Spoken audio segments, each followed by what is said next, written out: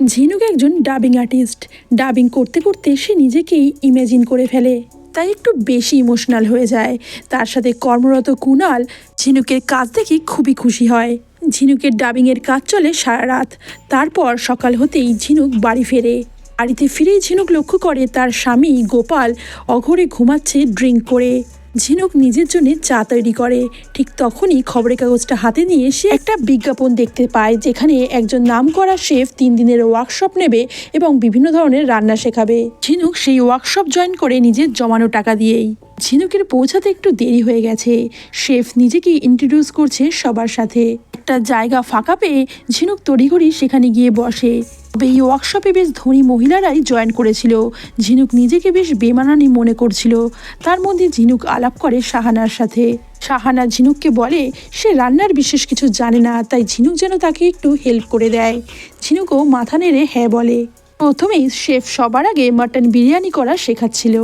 ঝিনুক শাহানাকে জানায় যে ছোট থেকেই তার ইচ্ছে ছিল সে একটা বড় রেস্টুরেন্ট খুলবে, তাই আজ এই ইচ্ছেটা একটু পূরণ করার দিকে সে পা বাড়ালো। তবে ঝিনুক আক্ষেপ করে বলে অনেক ইচ্ছেই আমাদের পরিস্থিতির চাপে ঢাকা পড়ে যায়, সেগুলো আর পূরণ হয় না। শাহানা ঝিনুককে বলে স্বপ্ন মানেই তো অধরা। শাহানা ঝিনুককে বলে তোমার চোখ দুটো বেশ সুন্দর, তবে চুলটা একটু ছোট করে কাটলে তোমাকে বেশি সুন্দর লাগবে। ঝিনুককে এরকম কমপ্লিমেন্ট আগে কেউ কখনো দেয়নি, তাই শাহানার কথা মতো ঝিনুক বাড়ি ফেরার পথে নিজের চুলটা কেটে ফেলে। এই ওয়ার্কশপটা ছিল 3 দিনের, তাই পরের দিনই সেজেগুজে ঝিনুক বাড়ির থেকে যখন বেরোয়, সকালবেলা তাকে যেতে দেখে গোপাল খুবই রেগে যায়। বলে তুমি তো আগে রাত্রিবেলা যেতে, এখন সকালবেলাও শুরু করে দিয়েছো। এই বলে রাস্তায় সকলের সামনে গালে এক চড় কষিয়ে দেয় ঝিনুকের এবং অকথ্য ভাষায় কথা বলতে থাকে সকলের সামনে। রাস্তার মধ্যে আর কোনো কথা না বাড়িয়ে ঝিনুক চুপচাপ চলে যায় এবং ওয়ার্কশপে গিয়ে যখন পৌঁছায়, শাহানা প্রথমটায় ঝিনুকের লুকস থেকে বেশ অ্যাপ্রিসিয়েট করে। তবে সে বুঝতে পারে ঝিনুকের মনটা আজ বিশেষ ভালো নেই, তাই শাহানা একটু চেপে ধরতেই ঝিনুক কেঁদে ফেলে। বলে আমার হাজবেন্ড সকলের সামনে আমাকে রাস্তায় চড় মেরেছে। ওর হয়তো এই চুল কাটা সেজেগুজে বেরোনোটা পছন্দ হয়নি। আসলে আমাদের জগৎটা তোমাদের থেকে অনেকটাই আলাদা। কিছুক্ষণের মধ্যেই শেফ চলে আসেন এবং কোরমার রেসিপি তৈরি করা শেখাতে থাকেন। এবং রান্না করতে করতেই শাহানা বলে যে তোমার আমার জগৎটা আলাদা বটে, কিন্তু আমিও জীবনে কম কিছু সহ্য করি না। আমার হাজব্যান্ড হলো একজন ওয়েল নোন সার্জন। অর্জুন সারাক্ষণ ক্লায়েন্ট আর কাজ, এছাড়া সে কিছুই জানে না। আমাকে দেওয়ার মতো একটুখানি সময়ও তার হাতে নেই। দিনের শেষে যে একটু আমি কারোর সাথে কথা বলবো, মনে দুটো কথা শেয়ার করব, সেইটুকুনো মানুষ আমার কাছে নেই। আমি খুবই একা। কথাটা শুনে খুবই অবাক হয় ঝিনুক। ঝিনুক বাড়ি ফিরতেই গোপাল অকথ্য ভাষায় গালিগালাজ করে ঝিনুকের ওপর এবং তাদের বাচ্চা না হওয়াতে বারংবার ঝিনুককেই দায়ী করে গোপাল। 3 দিনের ওয়ার্কশপ ছিল, আজকে লাস্ট ডে, তাই ওয়ার্কশপের পরে একটু সেলিব্রেশন চলছিল। ঠিক তখনই অর্জুনের কল আসলে শাহানা বাইরে গিয়ে কথা বলছিল। ঝিনুকও একটু দূরে গিয়ে দাঁড়িয়েছিল। তবে শাহানা যেন অর্জুনের সাথে কথা বলে একটু আপসেট, যেটা দেখে ঝিনুক শাহানাকে জিজ্ঞাসা করেই ফেলল যে তার কি হয়েছে। শাহানা বলে অর্জুন তার সমস্ত কার্ড থেকে আমাকে ব্লক করে দিয়েছে। আসলেও আমাকে কোণ ঠাসা করে মেরে ফেলতে চায়। একথা শুনে ঝিনুক বলে তুমি আমার বরকে মেরে দাও আর আমি তোমার বরকে, আর আমাদের পুলিশ কোনো ট্রেসও করতে পারবে না। এক মুহূর্তের জন্য শাহানা কথাটাকে সত্যি মনে করে অবাক হয়ে যায়। তারপরেই ঝিনুক হো হো করে হাসতে থাকে এবং বলে আমি তো মজা করছিলাম। পরের দিনই গোপাল ঝিনুকের ওই ওয়ার্কশপের কাগজটা হাতে পেয়ে যায় এবং ঝিনুকের ওপরে খুবই রাগারাগি করে টাকা নষ্ট করার জন্য। রাগের চোটে একটা বোতলও ছুঁড়ে মারে। তারপরে ঝিনুককে নিয়ে যায় টানতে টানতে বারান্দার দিকে এবং বারান্দা দিয়ে ফেলে দেওয়ার চেষ্টা করে। ঝিনুক কোনো ক্রমে সেখান থেকে সরে গিয়ে নিজের প্রাণ বাঁচায়। ঝিনুক রাতে যায় ডাবিংয়ের কাজে, তবে আজ তার কাজটা একটু তাড়াতাড়ি শেষ হয়ে যায়। তবে তাড়াতাড়ি শেষ হলেও কোনো লাভ হয় না, কারণ এত রাতে তো আর বাস পাওয়া যায় না। তবে কুনাল ঝিনুককে বলে সে যাতে ক্যাব নিয়ে চলে যায়, তবে ক্যাবের টাকা ঝিনুক নষ্ট করতে চায় না। তাই কুনাল ঝিনুককে বলে চলো তাহলে সামনে কফি শপে যাই, একটু কফি খেয়ে আসি। আসলে কুনাল ঝিনুককে একটু পছন্দ করে, তবে ঝিনুক কৌশলে কথাটা এড়িয়ে যায়। সকাল হতেই ঝিনুক যখন বাড়ি ফেরে সে দেখে বাড়ির সামনে একরাশ ভিড়। তবে একটু পা বাড়াতেই ঝিনুকের পায়ের তলার মাটি সরে যায়। ঝিনুক দেখতে পায় গোপালের নিস্তেজ দেহটা, যেটা দেখে ঝিনুক ঘাবড়ে যায়। কি করবে কিছু বুঝে উঠতে পারে না। ওখানে দাঁড়িয়ে থাকা অনেকেই ঝিনুককে জিজ্ঞাসা করে, তুমি তো ওর বউ, রাতে বাড়ি ছিলে না? ঝিনুক জানায় সে কাজে গেছিল। কিছুক্ষণের মধ্যেই পুলিশ এসে জায়গাটা ঘিরে ফেললে ঝিনুক চুপচাপ নিজের ঘরে চলে যায়। কাহিনী আরও গভীরে যাওয়ার আগে বলে রাখি, আমি তোমাদের সাথে প্রিয়াঙ্কা, তোমরা দেখছো অনলি সিরিজ। যারা এতক্ষণ সাথে আছো তাদের অবশ্যই কাহিনীটা ভালো লাগছে, এবং যদি চ্যানেলে তোমরা নতুন হও অবশ্যই করে লাইক অ্যান্ড সাবস্ক্রাইব করে দিও এবং তোমাদের প্রিয়জনদের সাথে শেয়ার করে পাশে থেকো। ঘরে গিয়ে কি করবে বুঝতে না পেরে রোজকার মতো চা বসায়, তারপর নিজে নিজেই হাতের শাখাপলাগুলো খুলে ফেলে। এরপর কাহিনীতে এন্ট্রি হয় ইন্সপেক্টর ভূপেনবাবুর। ভূপেনবাবু ঝিনুককে ডেকে পাঠায় এবং ঘটনার দিন তিনি কোথায় ছিলেন সবটা তার কাছে জিজ্ঞাসাবাদ করে। ঝিনুক তার সাথে কোঅপারেট করে এবং বলে তার স্বামী খুব মদ্যপান করে, প্রতিদিনই রাত্রিবেলা প্রায় বেহুশের মতো তিনি মদ্যপান করে সকাল পর্যন্ত ঘুমান। আগের দিন ঝিনুক বেরোনোর আগে পর্যন্ত তার স্বামী অলরেডি 2-3 প্যাক খেয়ে নিয়েছেন। ভূপেনবাবু বলেন প্রয়োজনে ঝিনুককে আবারও আসতে হতে পারে, ঝিনুকও সব রকম কোঅপারেট করবে, এই বলে সেখান থেকে চলে যায়। এদিকে ঝিনুকের মনে ভয় দানা বাঁধতে শুরু করে যে এই ঘটনা কি তার জন্য সাহানা ঘটিয়েছে, কারণ সেই সাহানাকে ইয়ার্কির ছলে কথা বলেছিল। 2 দিন পরে ঝিনুক কিছু গ্রসারির জিনিস কিনতে একটা সুপার মার্কেটে যায়। ঠিক তখনই সেখানে সাহানা এসে উপস্থিত হয়। ঝিনুক সাহানাকে দেখে প্রথমটায় বেশ ঘাবড়ে যায়। সাহানা তাকে বলে, আমি তো তোমার কাজটা করে দিয়েছি, এবার তুমিও আমার কাজটা তাড়াতাড়ি করে ফেলো। যেটা শুনে ঝিনুক এক মুহূর্তের জন্য কি বলবে কিছুই বুঝে উঠতে পারে না। কথা বলে সাহানা ওখান থেকে চলে গেলেও ঝিনুক পাথরের মতো দাঁড়িয়ে থাকে। এরপর ঝিনুক যখন বাড়ি ফিরে সে লক্ষ্য করে অফিসার ভূপেনবাবু তাদের গেটের সামনে আবার ঘটনাটা রিক্রিয়েট করছে, এবং তিনি মনে করছে যে হয়তো গোপালকে কেউ ধাক্কা দিয়ে ফেলে দিতেও পারে। কারণ ভূপেনবাবু মনে করে কেউ যদি গোপালকে ধাক্কা না দেয়, গোপাল যদি একা একা পড়ে, তাহলে তার পজিশনটা একটু অন্যরকম হতো। গোপালবাবুর আবার একটু অ্যাসিডিটির প্রবলেম আছে, তাই সে বাইরের চা খেতে পারে না। ঝিনুকের কাছে একটু দুধ চায়। ঝিনুক ওপরে গিয়ে 1 কাপ দুধ তাকে গরম করে দেয়। ভূপেনবাবু ঝিনুকের কাছে জানতে চায় গোপাল কি কোনো ঘুমের ওষুধ খায় কিনা। ঝিনুক বলে ও সচরাচর কোনো ঘুমের ওষুধ খেত না, তবে নিজের প্রয়োজন মতো ওষুধ সে সামনে নিতাইয়ের দোকান থেকে মাঝে মধ্যে নিয়ে আসতো। ভূপেনবাবু তার জুনিয়র পালবাবুকে খবর নিতে পাঠিয়েছিল যে ঝিনুক সেদিন রাত্রিবেলা সত্যিই স্টুডিওতে ছিল কিনা। পালবাবু এসে জানায় যে ঝিনুক সারা রাত সেদিন গড়িয়াহাটের সেই ভয়েস স্টুডিওতে ছিল। পালবাবু 3টে সিসিটিভি ফুটেজ চেক করে দেখেছেন। ঝিনুক আজ ডাবিং করতে করতে হঠাৎ করে অর্জুনকে মারতে পারবো না এ কথা বলে চিৎকার করে ওঠে, এবং কুণাল অর্জুন নামটা শুনে ফেলে। খুবই অবাক হয়ে যায় কুণাল। ঝিনুকের অবস্থা দেখে কুণাল বলে, তুমি কদিন রেস্ট নিতে পারতে, গোপালদার মারা যাওয়ার পর তোমার একটু রেস্ট নেওয়া প্রয়োজন ছিল। ঝিনুক বলে, না না ও কিছু না, একটু রেস্ট নিলেই ঠিক হয়ে যাব, চল রেকর্ডিংয়ে চল, এই বলে ব্যাপারটাকে সামলে নেয়। এদিকে ভূপেনবাবুকে দেখানো হয় একাকী বসে রাতের খাবার খাচ্ছেন, এবং তার স্ত্রী এবং মেয়ের ফটোর দিকে তাকিয়ে একটু আপসেট হয়ে বসে আছেন। ওদিকে পরের দিন সকালে বেনামে ঝিনুকের কাছে একটা পার্সেল আসে। ঝিনুক পার্সেলটা ওপেন করতেই দেখে কেউ যেন তার জন্য একটা স্কার্ফ পাঠিয়েছে। তারপর একটা লেখা, নতুন জীবন নতুন রঙে ভরে উঠুক, এবার আমার জীবন রাঙানোর পালা। ঝিনুক চিঠিটা পড়েই মাথায় হাত, সে বুঝে যায় এটা সাহানা তার জন্য পাঠিয়েছে। ঠিক করে আজ ভূপেনবাবুকে সবটা বলে দেবে। সে থানায় যায়, তবে ভূপেনবাবু থানায় ছিল না। বেশ অনেকক্ষণ ওয়েট করার পর ঝিনুক যখন বেরিয়ে যাচ্ছিল থানা থেকে, তখনই ভূপেনবাবু সেখানে আসে। আর ঝিনুক কিছুই বলে উঠতে পারে না ভূপেনবাবুকে। থানা থেকে বেরোতেই বৃষ্টি শুরু হয়ে গেলে ঝিনুক পাশেই এক জায়গায় দাঁড়িয়ে পড়ে। ঠিক তখনই ছাতা নিয়ে হাজির হয় সাহানা। শাহানা ঝিনুকের উপর নজর রাখছিল এবং সে বুঝে যায় সে হয়তো তার কথাই এখানে বলতে এসেছে। তবে ঝিনুক বলে সে কিছুই বলেনি। শাহানা তাকে ভয় দেখায়। সে যদি কোনো কথা অফিসারকে বলতে যায় তাহলে সেদিনের সিসিটিভিটায় তার লিপ রিডিং করালেই বোঝা যাবে যে এই কথাগুলো শাহানাকে বলেছে ঝিনুক। এই বলে ঝিনুককে হুমকি দিয়ে শাহানা বেরিয়ে যায়। এদিকে পরের দিন পিএম রিপোর্ট আসলে জানা যায় গোপাল দাসের শরীরে যেমন ছিল অ্যালকোহল তেমনি ছিল ড্রাগ। কিন্তু প্রশ্ন ছিল একটা, ড্রাগটা কি গোপাল দাস নিজে নিয়েছিল নাকি কেউ তাকে দিয়েছিল? পরেই ভূপেনবাবু ঝিনুকের সাথে দেখা করতে যায় এবং জানতে চায় আগের দিন সে কেন এসেছিল তার সাথে দেখা করতে।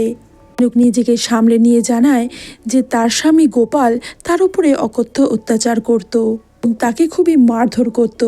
কথা শোনার পরে ভূপেনবাবু আর তাকে কোনো কোশ্চেন করেনি সেদিন।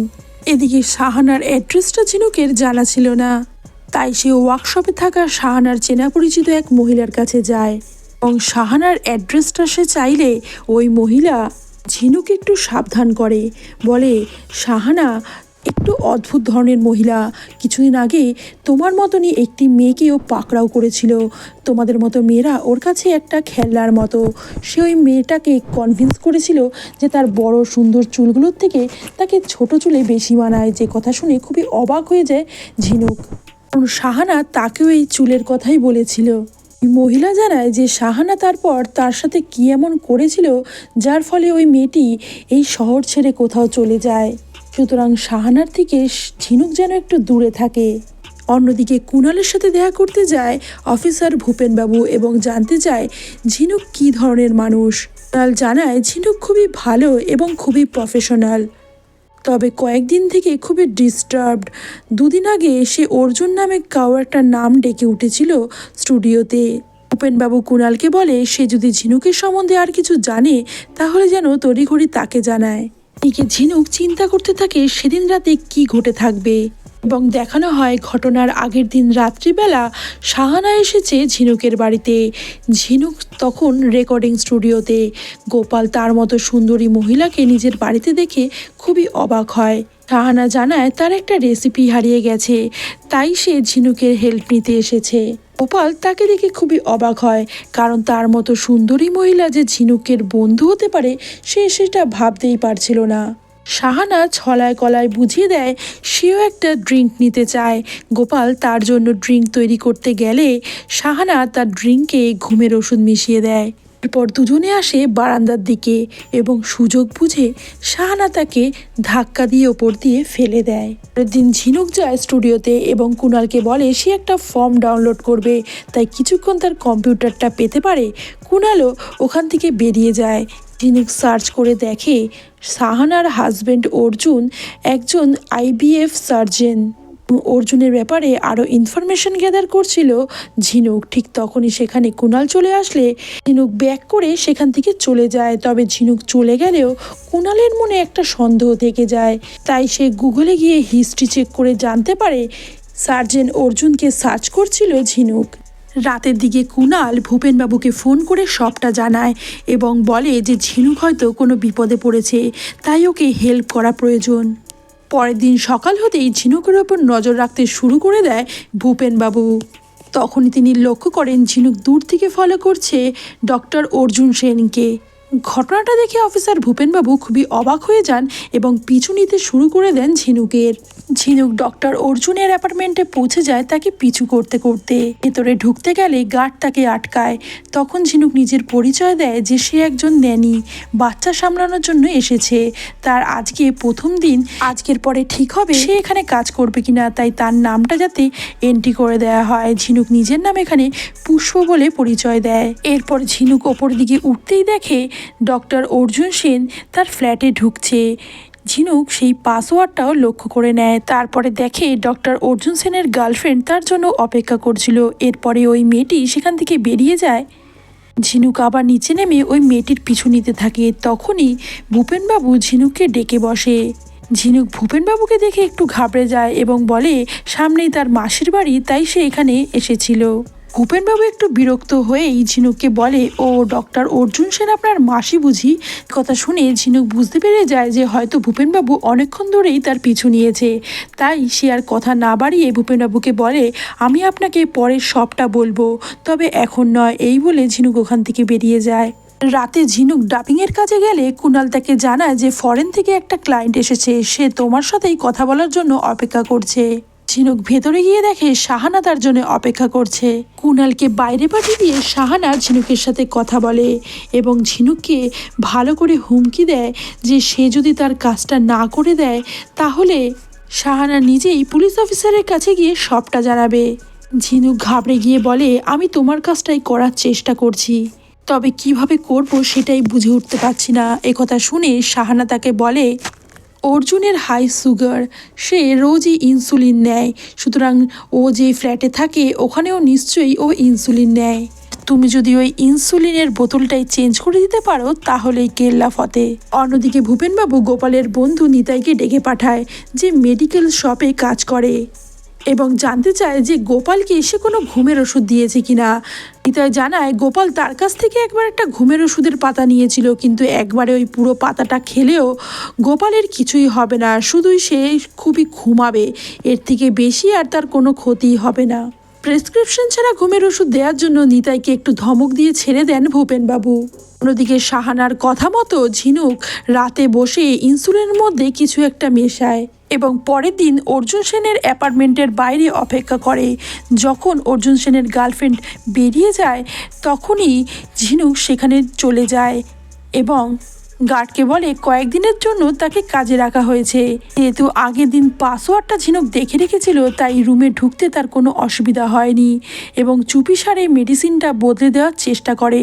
ঠিক তখনই তার মনে পড়ে যায় অর্জুন সেন সেদিনকে একজন অন্ধকে রাস্তা পার করিয়ে দিচ্ছিল এবং কিছুতেই সে আর ওষুধটা চেঞ্জ করে উঠতে পারে না। তবে ঘর থেকে বেরোনোর সময় তার চোখ পড়ে যায় একটা ল্যাপটপের দিকে। সে ল্যাপটপটা একটু চেক করতেই সেখানে কিছু ডকুমেন্ট দেখে তার ফটো ক্লিক করে নিয়ে চলে আসে এবং তার সাথেই পায় অর্জুন সেনের সাথে অনেক অল্প বয়সী মেয়েদের ছবি। ঠিক তখনই রুমের ভিতরে একটা আওয়াজ হওয়াতে ঝিনুক সতর্ক হয়ে বেরিয়ে যায়। আসলে অর্জুন সেন তখন ঘরের ভেতরেই স্নান সারছিল। একটা আওয়াজ পেয়ে অর্জুন বাইরে বেরোয়, ততক্ষণে অবশ্য ঝিনুক চলে গেছে। এরপর তড়িঘড়ি ঝিনুক যায় অফিসার ভূপেনবাবুর সাথে দেখা করতে এবং সমস্ত ডকুমেন্ট আর ছবি দেখিয়ে জানতে চায় যে এগুলোর মানে কি। আসলে ঝিনুক বিশেষ কিছু বুঝে উঠতে পারেনি। ভূপেনবাবু জানায় যে ডক্টর অর্জুন সেন তার আইভিএফ ক্লিনিকের আড়ালে চালায় কিছু অবৈধ শিশু পাচার, অল্পবয়সী মেয়েদের নিজের প্রেমের জালে ফাঁসায়, তারপর কোনো মতে তারা যদি আইভিএফের দ্বারা প্রেগনেন্ট হয়ে যায় তাদের বাচ্চাগুলো পাচার করে দেয় অথবা সারোগেসি করে, যেগুলো এই দেশে ইললিগাল। এরই মধ্যে একটা ডকুমেন্টে শাহানার নাম ছিল, যেটা দেখে খুবই অবাক হয়ে যায় ঝিনুক। বুঝতে পারে না শাহানা নিজের সন্তানকে কেন ইউজ করেছে। ভূপেনবাবু জানতে চায় যে ঝিনুক কি কোনোদিন এইখানে গেছিল। অর্জুন সেনের ব্যাপারে তার এত ইন্টারেস্ট কেন? ঝিনুক বলে যে তার বন্ধু শাহানাই তার হাজব্যান্ডের ব্যাপারে খোঁজ নিতে তাকে পাঠিয়েছিল, তখনই এইসব ধরা পড়ে। ঝিনুককে শাহানা যেই শপ থেকে একদিন কুরিয়ারে করে একটা স্কার্ফ পাঠিয়েছিল, ঝিনুক সেই শপে চলে যায় এবং শাহানার অ্যাড্রেস জোগাড় করে। এরপর পৌঁছে যায় শাহানার কাছে। শাহানা হঠাৎ করে ঝিনুককে দেখে খুবই অবাক হয়ে যায়। ঝিনুক শাহানাকে বলে, আমি তোমার কাজটা এখনো করতে পারিনি, তবে আমার কিছু প্রশ্ন আছে যার উত্তর আগে তোমাকে দিতে হবে। ঝিনুক শাহানাকে সবটা খুলে বলে। সব কথা শুনে শাহানা আকাশ থেকে পড়ে, কারণ এর কোনো ধ্যান ধারণাই শাহানার ছিল না।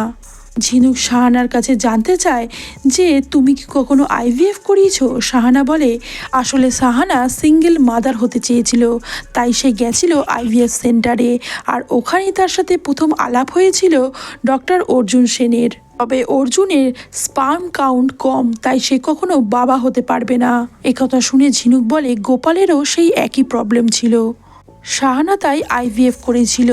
তবে শাহানা একদিন একটু অসুস্থ হয়ে যাওয়ায় অর্জুন তাকে আইভিএফে ভর্তি করায় এবং বলে যে সে আর কোনোদিন মা হতে পারবে না, কারণ পেটের ভিতরে নাকি তার সন্তানটা মারা গেছে। এ কথা শুনে ঝিনুক শাহানাকে একটা ছবি দেখায়, যেটা দেখে শাহানা খুবই অবাক হয়। ঝিনুক বলে, তোমার সন্তানটা বাইরে পাচার হয়ে গেছে। আসলে অর্জুন তোমার পেটের এমব্রায়ো বাইরে পাচার করে দিয়েছে, আর এই হলো তোমার সন্তান। কথা শুনে পাথরের মতো বসে থাকে শাহানা এবং বাড়ি ফিরেও বারংবার চেষ্টা করতে থাকে যে ওই বেবিটাকে কিছুতে সে নিজের কাছে আনতে পারে কিনা, কিন্তু তার কাছে তো কোনো লিগ্যাল ডকুমেন্ট নেই, তাই সে কোনোভাবেই পারে না বাচ্চাটিকে নিজের কাছে আনতে। বারংবার অর্জুনকে ফোন করলেও অর্জুন তার কোনো ফোনই ধরে না। পাগলের মতো কাঁদতে থাকে শাহানা, তার যে কিছুই করার নেই।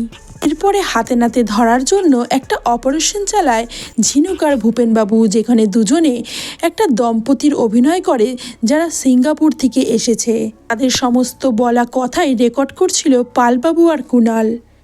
ডক্টর অর্জুনকে ভূপেনবাবু জানায় তারা সিঙ্গাপুর থাকে, বিগত 10 বছর ধরে তারা অনেক টাকা খরচা করেছে একটা সন্তান পাওয়ার জন্য, কিন্তু কোনো ডাক্তারই তাদের স্যাটিসফাই করতে পারেনি। তারপর ভূপেনবাবুকে তার এক বন্ধু অর্জুনের নাম সাজেস্ট করেছে। কথা শুনে অর্জুন বলে, আপনারা একদম ঠিক জায়গায় এসেছেন, আর আপনি কিছুদিনের মধ্যেই মা হতে চলেছেন। অর্জুন বলে, আপনাদের ক্ষেত্রে পুরো এন্টায়ার জার্নিটাই খুবই সিম্পল, একটা ভালো সুস্থ সবল সারোগেসি করিয়ে দেব। তবে ঝিনুক তখনই বলে ওঠে যে আমার মায়ের খুব ইচ্ছে যে অপারেশন থিয়েটারে উনি থাকবেন। একথা শুনে অর্জুন বলে, তাহলে আপনাদের প্ল্যাটিনাম প্যাকেজটা নিতে হবে। এই প্যাকেজে আপনারা পাবেন একটা সুস্থ সবল এমব্রায়ো, যেটা আপনার শরীরে ইমপ্ল্যান্ট করে দেওয়া হবে এবং আপনারা সিঙ্গাপুরে থাকতে থাকতেই ওখানে বেবির ডেলিভারি হয়ে যাবে এবং আপনার মাও আপনার সাথেই থাকতে পারবে। অর্জুনের বলা প্রত্যেকটা কথায় ক্যাপচার হয়ে যায় এবং ভূপেনবাবুরা আনন্দ করে সেখান থেকে বেরিয়ে পড়ে। রাতে ঝিনুক যায় শাহানার সাথে দেখা করতে। শাহানা জানতে চায় সে কি কাজটা করেছে। ঝিনুক জানায় সে অর্জুনকে মারতে পারেনি। শাহানা বলে সেও তার গোপালকে মারতে পারেনি, সেদিন গোপাল নিজেই পা পিছলে পড়ে গিয়ে মারা গেছে।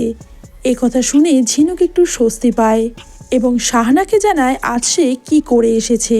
অন্যদিকে একটা কনফারেন্সে ছিল ডক্টর অর্জুন, ঠিক সেখানেই ভূপেনবাবু তার দলবল নিয়ে পৌঁছে যায় এবং সকলের সামনে অ্যারেস্ট করে নেয় ডক্টর অর্জুনকে। অর্জুন একটু সেটেলমেন্ট করার চেষ্টা করলেও ভূপেনবাবু তাতে কান না দিয়ে তড়িঘড়ি তাকে অ্যারেস্ট করে ওখান থেকে নিয়ে যায় এবং অর্জুন বাবুর কুকীর্তির কথা সর্বসমক্ষে বলে দেয়।